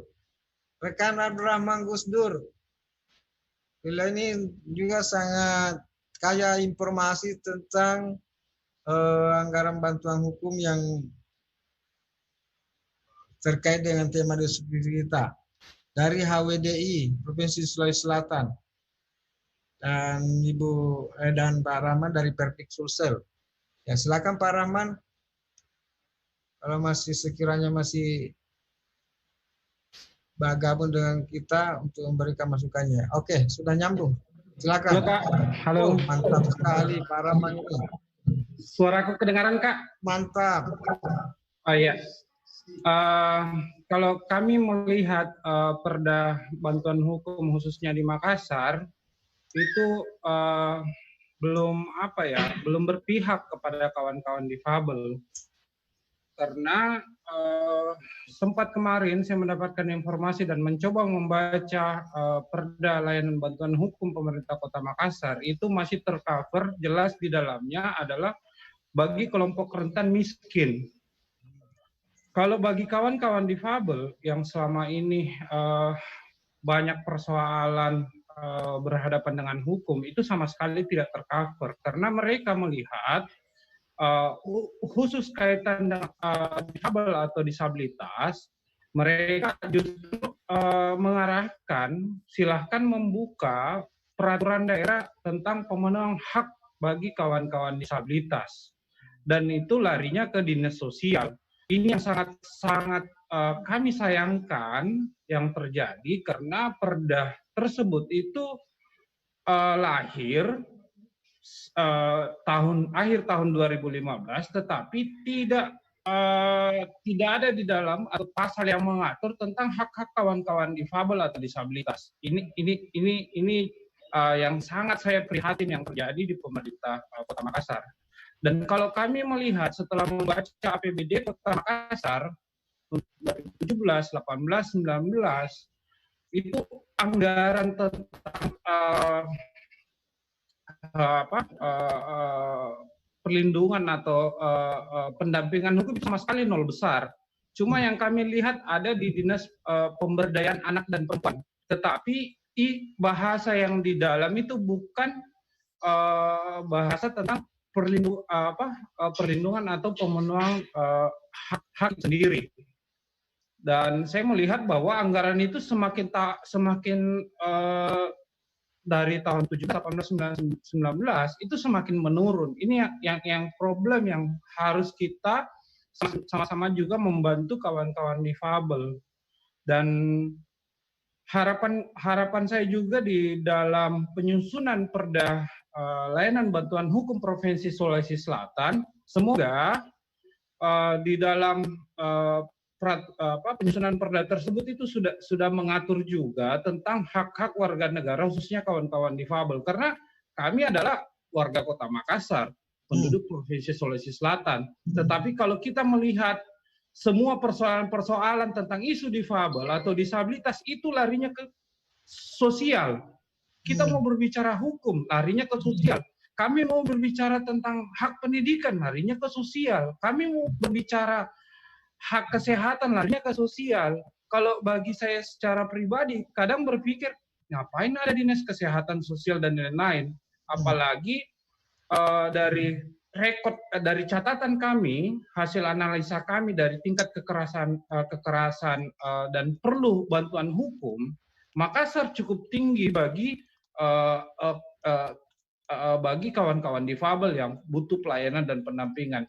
Saya syukur alhamdulillah ada beberapa senior-senior di sini cukup membantu kami dalam gerakan advokasi atau mendampingi kami kalau kita temukan ada difabel yang perlu konsultasi hukum atau layanan bantuan hukum, seperti teman-teman dari LBH Makassar, dari LBH Apip cukup bagus untuk mendampingi atau merespon persoalan-persoalan ini. Tetapi saya harapkan bukan cuma lembaga-lembaga sosial atau lembaga lembaga hukum, tetapi pemerintah juga harus ada di tengah-tengah ini. Dan lagi-lagi perlu saya sampaikan, jangan persoalan difabel itu semuanya larinya ke sosial. Berarti selama ini kita masih berpikiran bahwa difabel itu orang yang orang-orang yang tidak bisa berbuat apa-apa, yang menunggu bantuan dan uluran tangan kita. Saya rasa itu Kak Kambe. Terima kasih. Ya, makasih banyak rekan Abdurrahman Gusdur dari Perdik. Mungkin bisa langsung sambung oleh Ibu Mia dari HWDI. Silakan Bunda jika sekiranya masih bergabung bersama. Oke. Ya, selamat datang. Ya, silakan.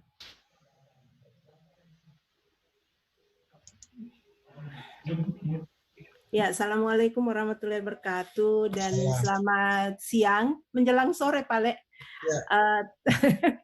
Ya, terima kasih LBH sudah mengundang kami untuk mengikuti diskusi ini. Cuma menyambung saja apa yang sudah disampaikan oleh Rahman tadi, bahwa yang pertama, kami dari organisasi penyandang disabilitas itu belum pernah bisa mengakses anggaran bantuan hukum. Ini catatan pertama, karena memang mungkin terkendala dari persyaratan administrasi ya. Itu yang pertama. Terus yang kedua, kami juga masih sangat minim mendapatkan informasi terkait dengan peruntukan dana bantuan hukum yang jika ada dialokasikan oleh pemerintah daerah.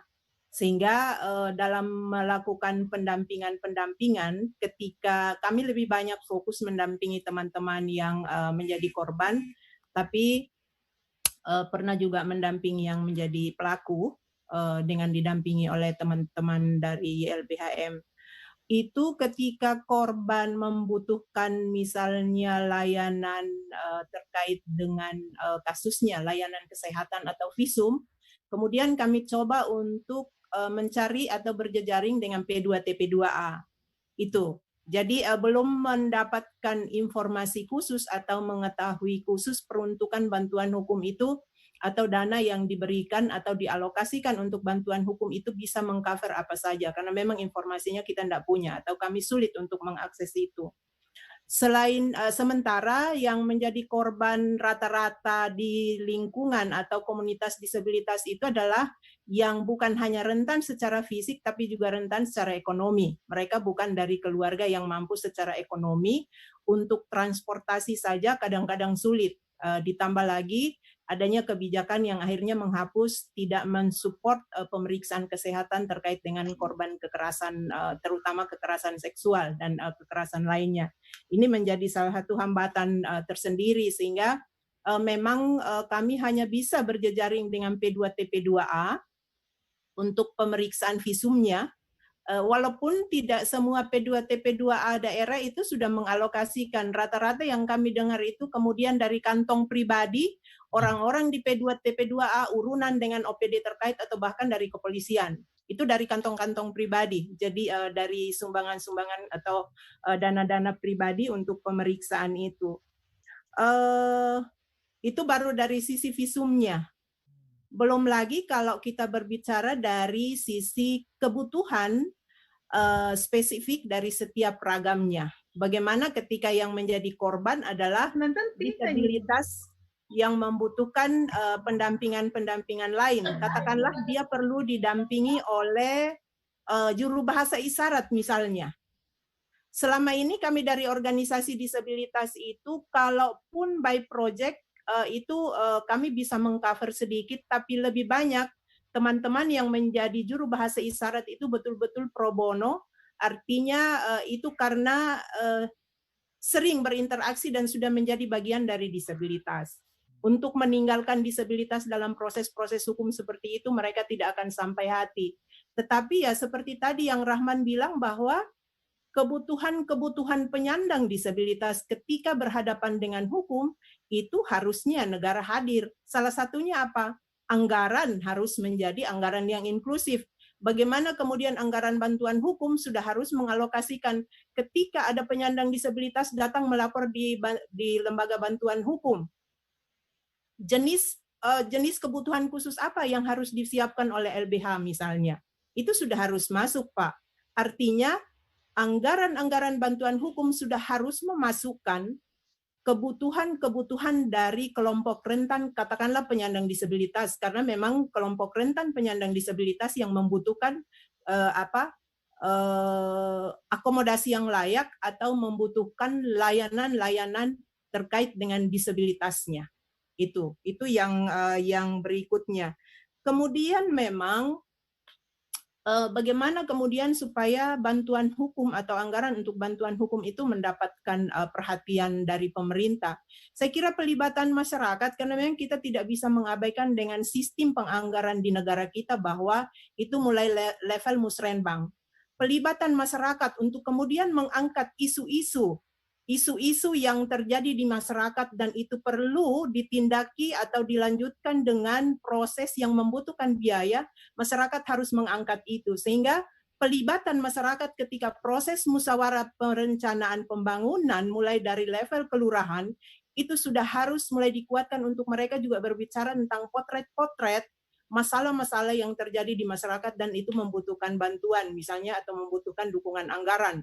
Termasuk bagaimana ketika masyarakat mengalami kekerasan, bagaimana ketika penyandang disabilitas mengalami kekerasan. Masyarakat dalam hal ini termasuk masyarakat disabilitas. Pemerintah sudah harus terbiasa untuk mengingat bahwa voice of our own, kami yang memahami masalah kami itu menjadi poin untuk pelibatan masyarakat disabilitas di level mulai dari level kelurahan sampai kabupaten kota ketika berbicara tentang anggaran. Tidak boleh mereka kemudian diabaikan, tunggu nanti di forum SKPD, belum tentu kebutuhan kami itu diakomodir oleh forum SKPD. Bagaimana kemudian mendengarkan suara-suara masyarakat disabilitas yang tinggal di level-level yang tidak terjangkau oleh mata pemerintah, itu yang harus dilakukan. Kemudian satu juga yang saya lihat kendala Pak Kambi adalah terminologi. Anggaran bantuan hukum itu diperuntukkan bagi masyarakat miskin, di mana kelompok rentannya ketika penyandang disabilitas dianggap tidak memenuhi kriteria sebagai masyarakat miskin, maka dia tidak akan mungkin bisa mengakses dana bantuan hukum, katakanlah yang dialokasikan oleh negara atau yang disediakan oleh negara untuk masyarakat. Sehingga terminologi ini perlu untuk dievaluasi kembali. Kalaupun harus tetap masukkan masyarakat miskin, itu dengan kelompok rentan. Itu yang perlu untuk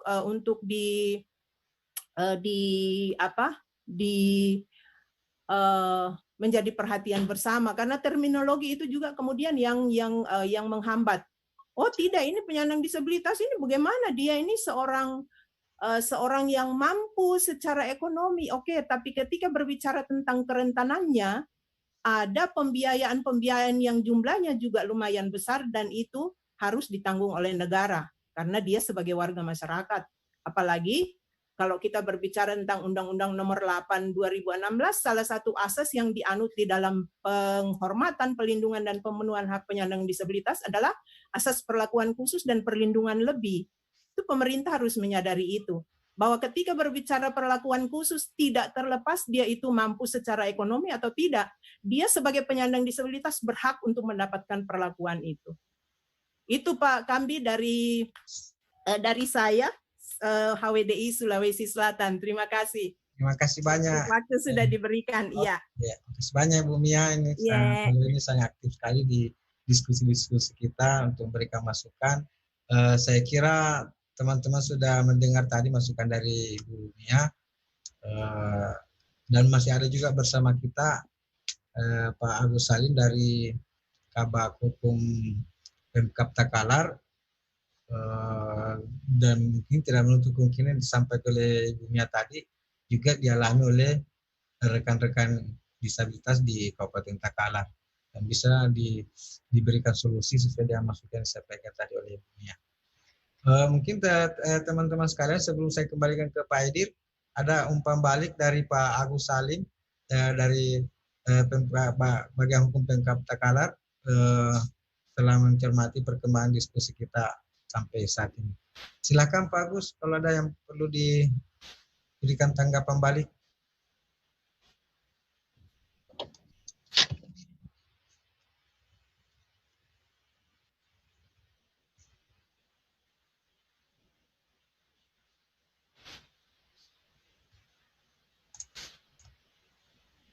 Halo.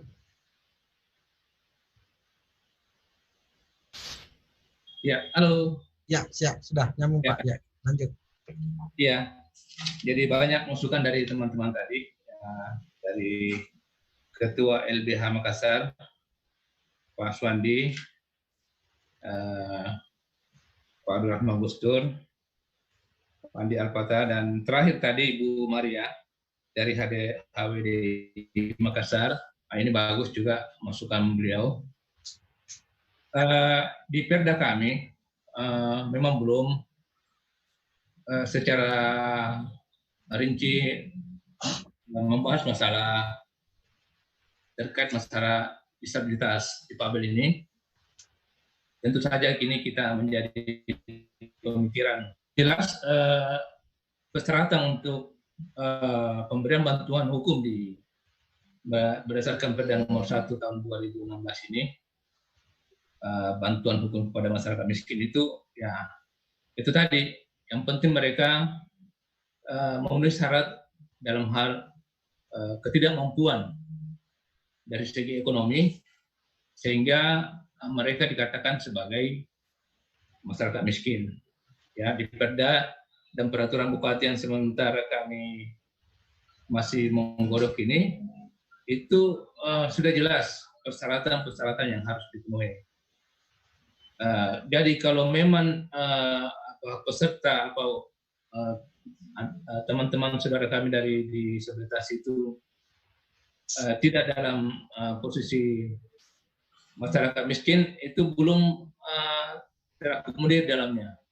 Karena yang terakomodir ini adalah masyarakat yang tergolong tidak mampu miskin, dan memang hampir, saya rasa hampir di setiap daerah saudara-saudara kita di Pabel ini pada titik yang ekonomi yang tidak mampu. Itu barangkali yang dapat kami sampaikan. Terima kasih Pak. Ya, makasih banyak Pak Agus atas masukan-masukannya dan kesediaannya tetap bersama kita hingga saat ini. Saya mungkin langsung kembali ke Pak Edir, mungkin sekaligus memberikan semacam resume diskusi kita ini, sekaligus umpan balik dari masukan-masukan peserta diskusi.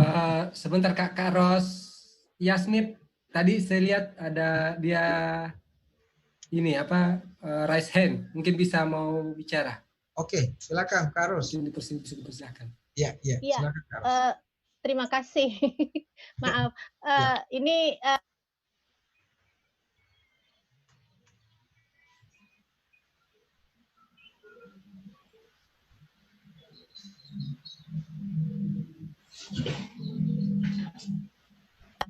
ya, saya hanya merespon tadi yang disampaikan oleh Pak Andi Alfata. Sebenarnya di dalam Permendagri terkait dengan pedoman penyusunan APBD tahun 2021 itu sebenarnya kan dimungkinkan, dan aturannya di situ menyampaikan bahwa sepanjang sesuai dengan peraturan perundang-undang. Mungkin Pak Andi tidak perlu barangkali kita menunggu Perda Perlindungan Hukum baru bisa diadakan alokasi anggarannya, karena kenapa? Misalnya di dalam Perda Sistem Perlindungan Anak, seperti di kolom chat yang saya sampaikan, itu sudah jelas, sudah ada, dan itu Perda Sistem Perlindungan Anak itu sudah disahkan dari Perda Sistem Perlindungan Anak Provinsi Sulsel itu, disahkan di tahun 2013. Jadi saya rasa dasar hukumnya sudah jelas terkait bagaimana bagaimana ada namanya intervensi primer dan intervensi sekunder yang harus diberikan oleh pemerintah provinsi, dan salah satu SKPD yang disebutkan itu masih menggunakan SKPD dan sekarang menjadi perangkat daerah, itu adalah perangkat daerah yang membidangi hukum dan HAM. Itu yang pertama. Kemudian terkait dengan bantuan hukum, termasuk juga perlindungan hukum bagi penyandang disabilitas, juga sudah jelas diatur di dalam Perda Perlindungan dan Pelayanan bagi Penyandang Disabilitas yang sudah disahkan di tahun 2015 atau 16 kalau tidak salah.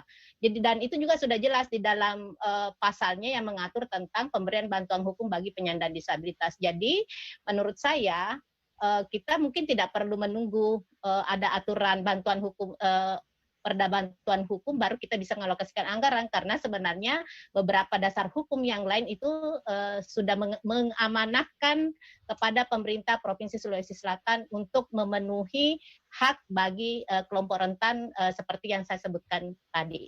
Barangkali demikian, terima kasih. Ya, makasih banyak Kak Ros. Mungkin dari Pandi Alfata bisa langsung memberikan umpan balik.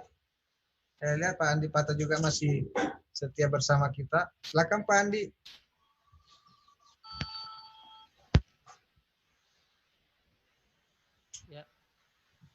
Ya. Halo. Oke. Ya. Siap. Baik Pak Kambi dan Bros. Memang terkait sistem perlindungan anak yang diatur di Perda nomor 4 tahun 2013 dan terkait penyandang disabilitas di Perda nomor 5 tahun 2016 itu memang sudah ada yang mengatur terkait pemberian bantuan hukum. Kalau di Perda 4 2013 kita paham ada istilah intervensi primer, sekunder, intervensi tersier, dan di Perda nomor 5 tahun 2016 itu memang juga diatur di pasal 43 terkait pemberian bantuan hukum. Tetapi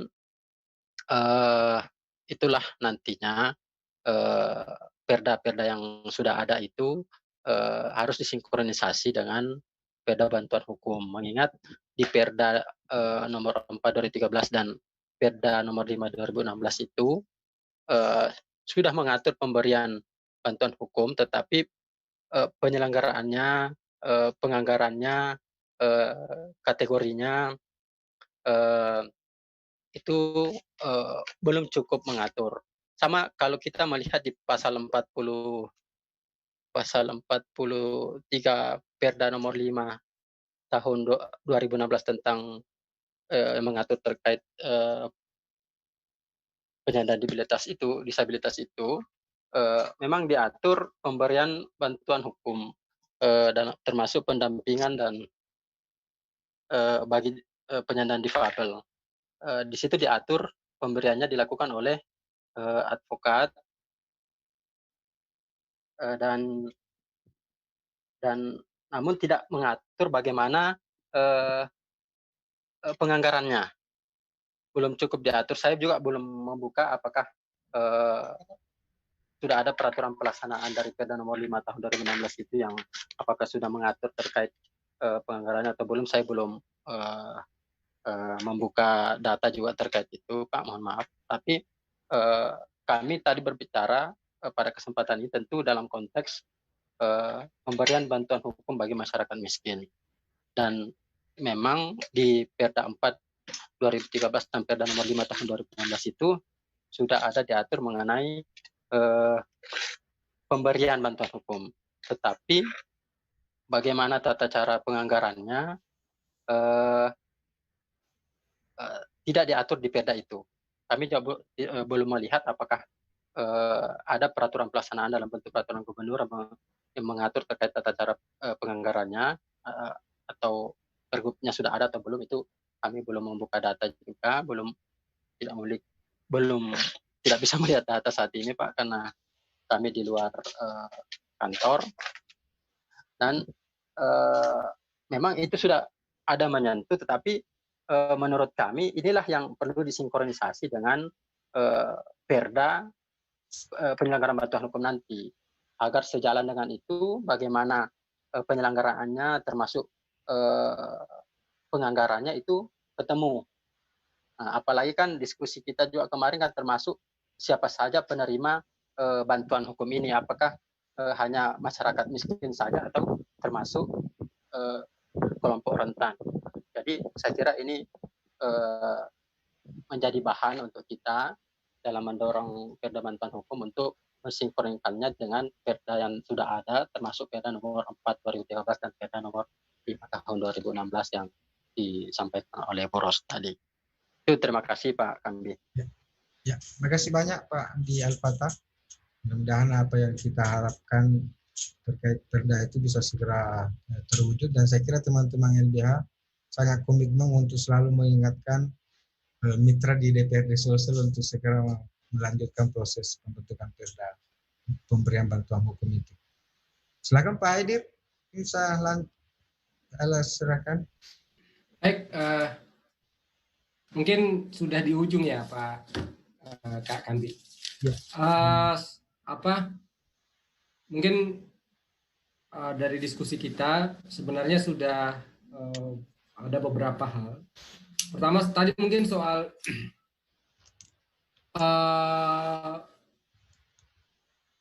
Perda bantuan hukum yang kemudian kaitannya dengan anggaran bantuan hukum. Sebenarnya kan tadi bisa ketemu di bahwa sebenarnya untuk sementara sebelum ada Perda bantuan hukum itu kan ada beberapa mekanisme yang sebenarnya bisa digunakan. Kak Ros tadi sudah sampaikan, Kak Ros Miati Aziz sudah sampaikan tadi bahwa ada misalnya tadi pertama hibah, kemudian swakelola tahap 3 ya, swakelola tahap 3. Itu bisa sebenarnya bisa dilihat sebagai peluang bagaimana pemerintah kemudian memiliki tanggung jawab terhadap bantuan hukum, meskipun tidak sampai di situ saja, tetap kemudian kita akan berupaya untuk mendorong ada Perda bantuan hukum, karena kalau berdasar misalnya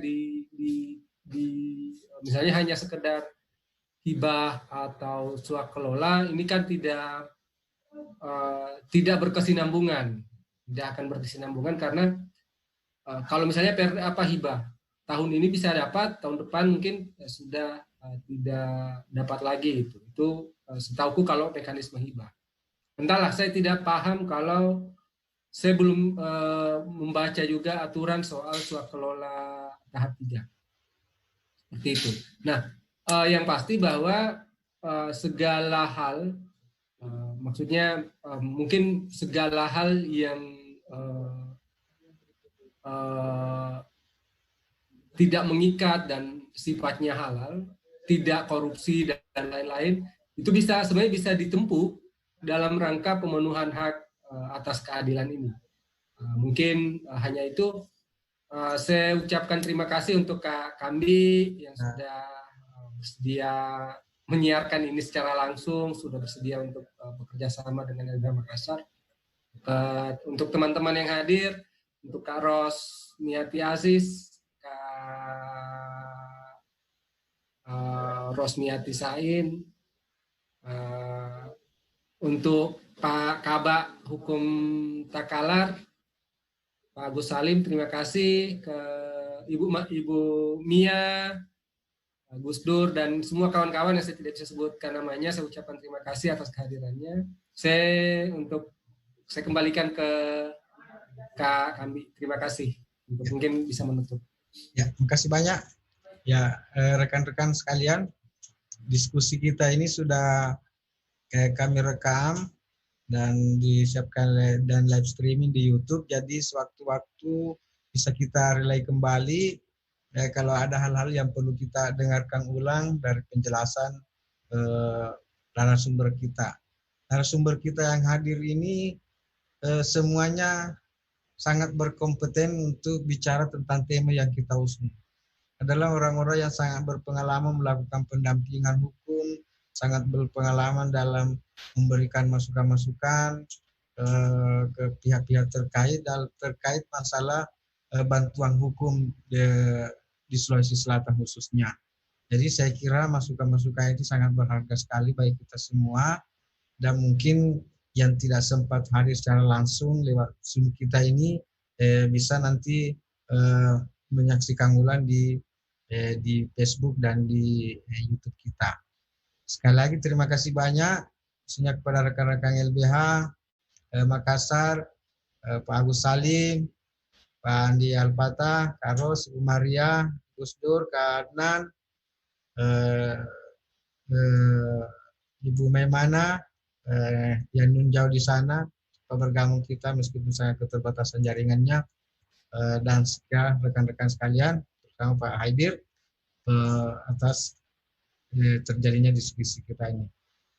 Saya mungkin langsung menutup acara ini karena kita sudah 2 jam bersama ini, sesuai dengan durasi waktu yang kita siapkan di Zoom untuk diskusi kita ini, dan alhamdulillah kita sudah laksanakan dengan baik dan tak terasa memang sekarang sudah pukul 15.00.